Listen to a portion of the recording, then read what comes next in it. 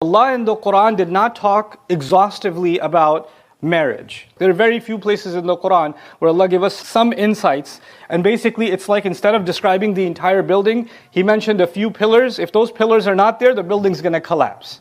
Right? And one of those pillars is that the money responsibility is the man's responsibility. He better go find a job. He better go get some work. He better go and provide, because that is actually what Allah has made him responsible for. The word qawwam is now being explained by the fact that men are financially responsible for the groceries, for the car, for the fuel, for the electricity bill, for the school supplies for the kids, everything.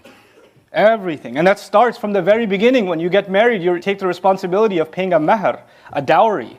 Right? And some people, they love to have a high number for the dowry for their daughter. They say it's going to be 100,000 or 50,000 or 250,000 or whatever. They put this crazy number. And they're like, no, it's okay. You don't have to pay it now. It's okay. But mashallah, we should have a number that looks good. And then people are married for 20 years and the guy hasn't paid his dowry. That's ridiculous. Because this is a condition of making a marriage valid.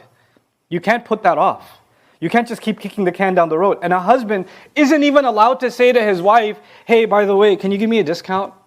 I know you put 50, can we take a few zeros off of that? Or how about I give it to you, not dollars, can I give it to you in rupees? Same number. Or I'll give you in Zimbabwean currency or something. I'll give you some other currency that, because, come on, just go easy. I have a hard life. Look at all the things I'm doing. If you agreed to it, then you signed on. If you didn't want to agree to it, then you should never sign that document.